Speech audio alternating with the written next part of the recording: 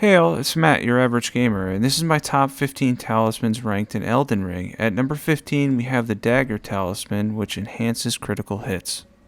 You can find it in Volcano Manor on the way to Rykard. This talisman wasn't originally on my list, but after the patch 1.10 buff to critical hits, it's essential now given the extra damage we're getting.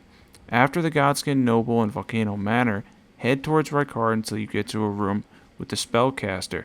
Go opposite Rykard's portal, and you can follow where I went on screen. It's hidden a bit, but not too hard to find. You're basically going to go to this little secret area that's opposite, as I mentioned, Rykard's portal, and once you're out here, you're just going to make a turn. I believe I went the wrong way at first, but then you're going to turn here, and you're going to grab the Dagger Talisman that's going to enhance your critical hits. This is a huge talisman if you're looking for a critical hit build, which are now much better on 1.10. And what does the Dagger Talisman do? Well, it increases your critical hit damage by 17%. That's a huge bonus for critical hits. The Godskin Noble fight I included with using the Dagger Talisman and Flame Burst, which only has a base critical hit modifier. Even so, it didn't matter. Critical hits are significantly better post 1.10 and more powerful than ever, making for easy fights when you get in posture breaks. By the way, for this video, we'll take on an assortment of bosses and enemies, but I'll try to keep the fighting quick while explaining the talismans the best I can, because after all, this entire video is talismans based, and it's going to be everything you need to know about the best talismans in the game and ranking them as well. And here we end up getting a posture break for a significant amount of damage. Everything as far as critical hits go and posture breaking essentially has been increased. Well, not posture breaking itself, but the critical hits after. The damage has been significantly increased post 1.10. Next up is the Lightning Scorpion Charm, and you can find that in Windham Catacombs. I'll show it on the map here. Eventually you're going to run into a stone sword key door. I'll show that too in a second. But first up, what does the Lightning Scorpion Charm do? Well, it increases lightning damage by 12% and is essential for lightning builds. As you're working your way through the catacombs, as I mentioned, you will eventually find a ladder. Work your way up the ladder, there will be some enemies and such, and then you'll be able to nab the Lightning Scorpion Charm, which, as mentioned, is fantastic for lightning builds, increasing your damage by 12%. We'll show off the Lightning Scorpion Charm with the Ritual Swords Talisman and combined as well with the Phlox Canvas Talisman on these two dragons in Caelid. Ironically, they both end up going down the same way, as the full charge of Ancient Dragon Lightning Strike ends up destroying them easily in the air.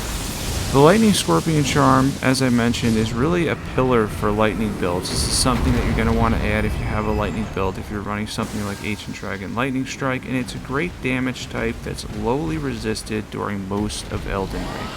And we're going to go for the second dragon here with a full charge of Ancient Dragon Lightning Strike. He's going to end up doing the same move. By the way, these two bosses in Caelid, these dragon bosses, are fantastic for testing your builds on. They respawn consistently while having a good amount of HP. If you're on New Game Plus and forward, they have a ton of HP, and it gives you a good chance to try out your builds. By the way, this was the setup I had for it. Lightning tier as well, it's all there. Next up is the Fire Scorpion Charm, which you can find at Mount Gelmir near a fort, before the Magma Worm and Lava Pool, and before you meet Alexander about midway through his quest line. It's at the top, and you have to jump to the outside once you get up top. You're going to see when I get up top. It is a bit hidden, but ultimately easy to find. This talisman is great for fire builds, and is also awesome for the Blasphemous Blade, which will be shown off in the next clip, which for me has it edge out the Lightning Scorpion Charm on that fact alone. And here you're going to see here, this is the side section where you jump over and grab the Fire Scorpion Charm, and then we're going to talk about what the Fire Scorpion Charm does. That's where you find it in Mount Gelmir, and as far as the Fire Scorpion Charm itself, just like the other Scorpion Charms, it increases the fire damage by 12% and is essential for fire builds. And this is why for me it edges out the Lightning Scorpion Charm, because you combine it with the Ritual Swords Talisman. You can also combine it with the Shard of Alexander to do massive damage with Taker's Flame and the Blasphemous Blade, as fire builds can be incredibly powerful, and a lot of the demigods have zero fire resistance. Yeah, we just took on some regular enemies for fun here, but generally speaking, if you're using a fire build, the Fire Scorpion Charm is going to help you out a lot. Keep in mind with any of the charms, you do take increased damage, but in most cases, it's worth it to use the charms for PvE, as you get a lot out of them, and it increases your damage substantially. Alright, after showing off the Blasphemous Blade, the next one up here is the Axe Talisman, which is solid for charged attacks and hard-hitting builds. This is in Mistwood in Limgrave near some ruins, and a bear that can destroy you early game, so be aware of him likely waking up. This boosts charge attacks and can easily combine with the charge tier for a big boost in all charged and heavy-hitting attacks.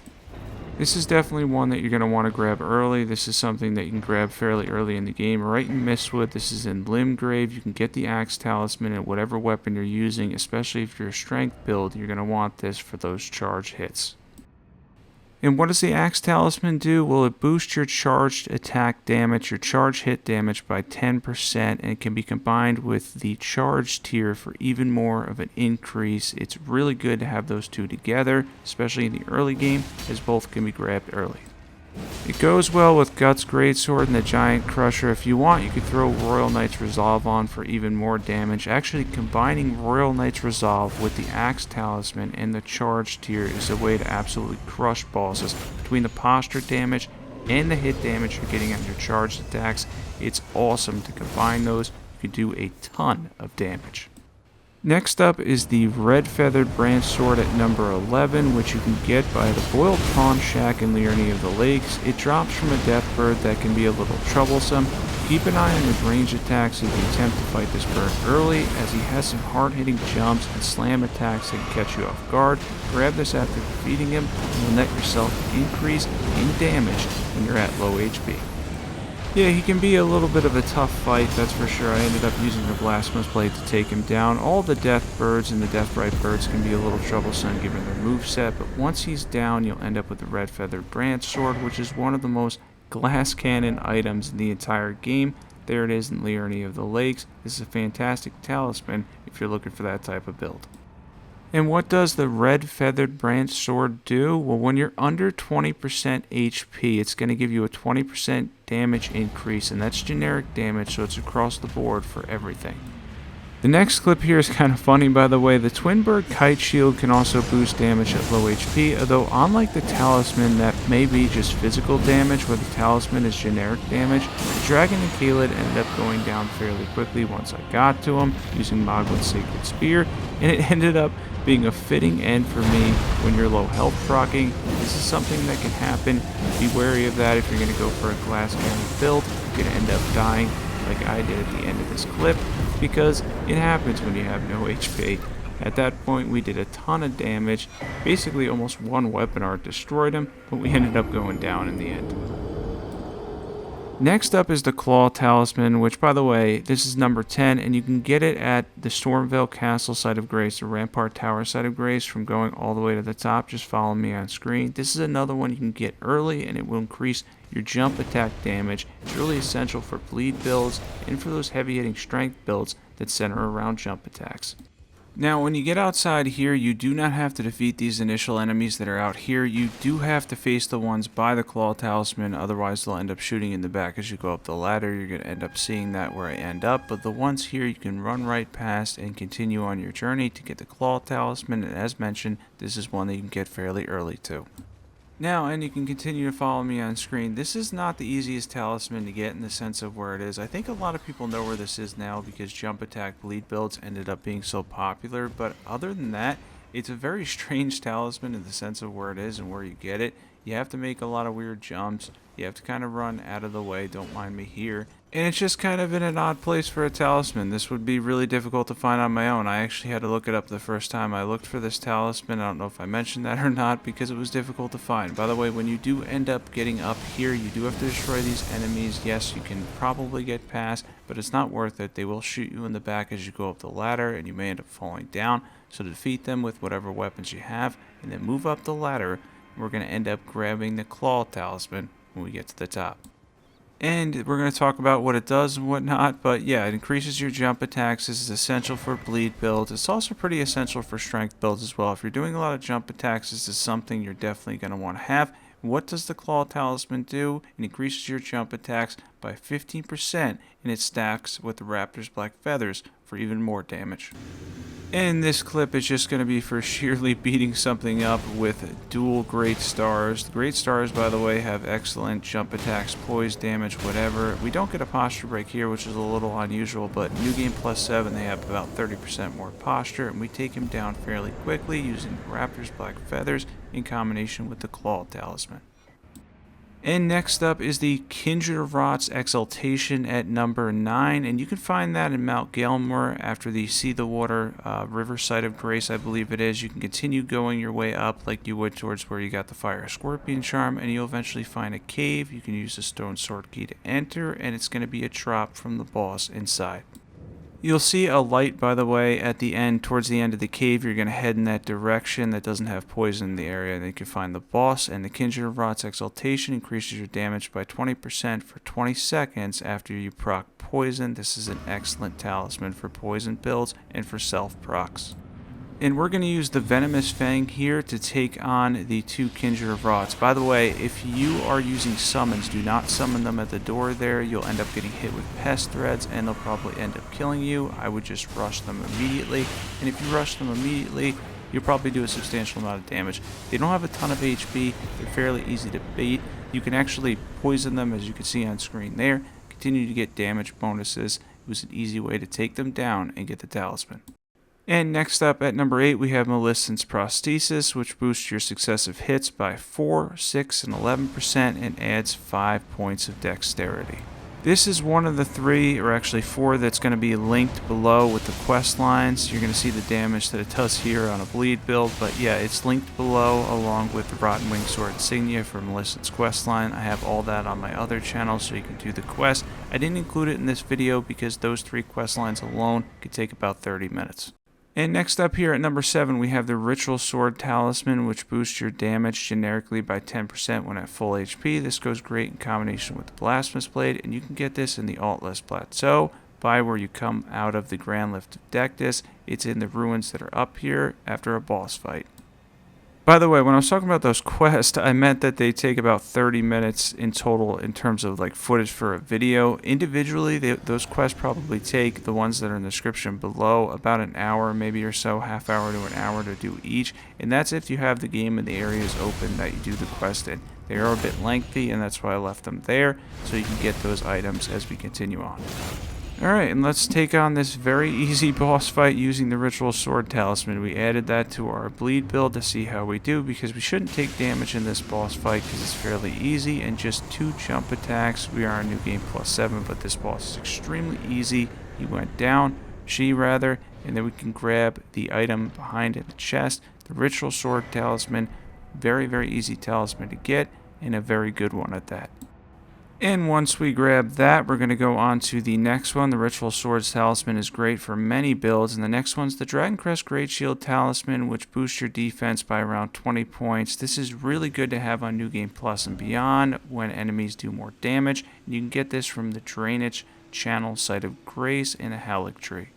Just follow me on screen here, and by the way, just for the record, if you're wondering how I sound, I currently have a tooth issue. I have an infected tooth. It's finally getting fixed tomorrow. I'll probably have a couple days after that where it's going to be hard to record and stuff, but I really like doing videos, so I've still been doing them. But at this point, as you can probably hear it in my voice, it's fairly decently bad at this point. I can't wait for it to get cleared up. Hopefully it gets fixed tomorrow.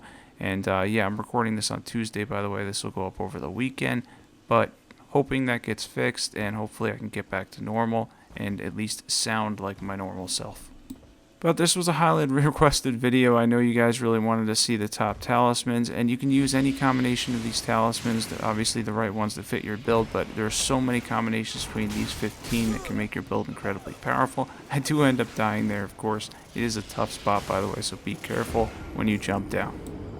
And next up here, we have Rotten Wing Sword Insignia at number 5, which boosts your damage by 6, 8, and 13% more on successive hits.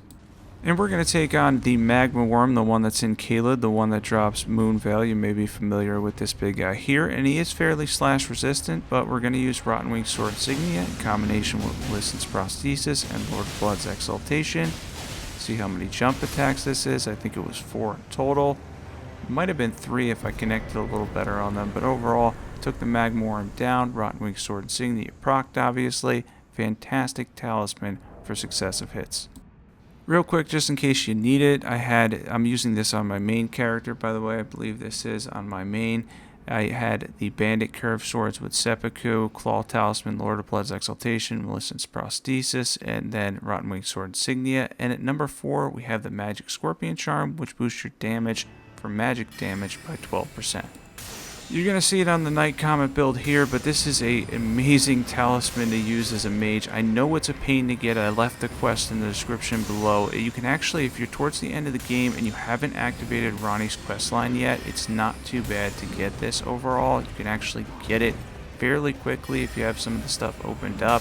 As far as the quest though itself, yes, it's a little bit lengthy, but it's worth getting that. You think about it, you'll have to get it one time, and then you can boost your magic damage by 12%. For every subsequent playthrough. It's worth it. Next one is a personal favorite for me, and that is the Godfrey Icon, which boosts your damage by 15% on charged attacks and skills. This is really great because a lot of spells and a lot of faith incantations are charged. You can get this in the Altless Plateau. It boosts weapon skills that are charged too. Follow me on screen here to grab the Godfrey Icon.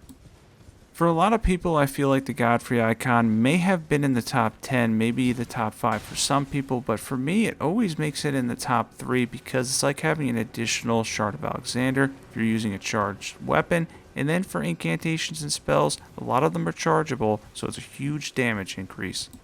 Yeah, I really like the Godfrey Icon, and by the way, I know how to say Everjail now. I know I've been saying that wrong, but it's Everjail apparently, and yeah, sometimes my pronunciation on some of the stuff just is not the best, but yeah, here we're going to go into the Everjail here. That's where we're going to end up getting the Godfrey Icon, which is essentially another boss fight with Godric, at least his first phase. Yeah, think of this as a tanky first phase version of Godric. No matter where you are in the game, if you're on New Game Plus and beyond, though, he could end up with a lot of HP and he could end up hitting relatively hard, but overall it's a fairly easy fight, and we're going to use Marius Executioner's Sword. Alright, let's see how this goes. We're going to take on what's essentially Godric's first phase using Marius Executioner's Sword. We're going to be using the Godfrey Icon and charging our attacks up, and let's see if we can get him in 2 charged hits with the skill. There it is. We got the second.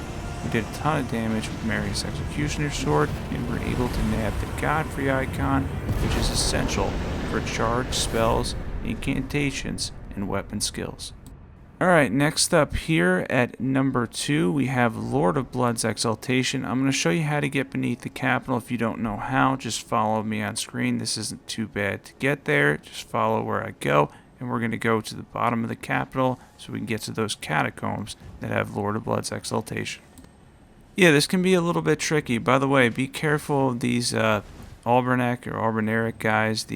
Basically, I always call them vampire guys who are going to grab you. They end up killing me the first time, by the way. I had to delete that clip, obviously, so I didn't get where I needed to go. But once you go past them, you jump down a well, and then you're going to continue on and head towards the main section of the underground of the capital.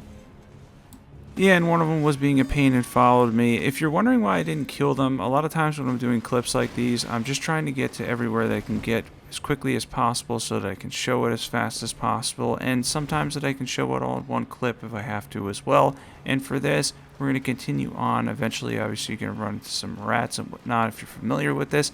If you're not familiar with this area, though, this is why I showed this, because it can be a little bit tricky to get beneath the capital into the first site of grace. And after we open these doors, we're going to be making a sharp left at this point because we're going to want to hit that first site of grace so that we have at least a safety point and then we can go there. After that, I'm going to show you how to get down the pipes, where the pipes are, the section with the pipes, and essentially get to the catacombs that have Lord of Blood's Exultation. Let's continue from here. Yeah, this one can kind of be a little bit lengthy to get as well. Lord of Blood's Exultation is something that can take a second to get, but overall, if you do know where you're going, it's not too bad. At least for the sake of this, we don't have to go all the way to the bottom and fight the alternate version of Moog or anything down at the bottom. We're just getting down the section of the pipes that's here. Just follow me along. And I believe in most cases you do take a little bit of damage, at least where I usually jump from to get to the bottom. But once we do, we're going to end up heading towards those catacombs, which is our goal.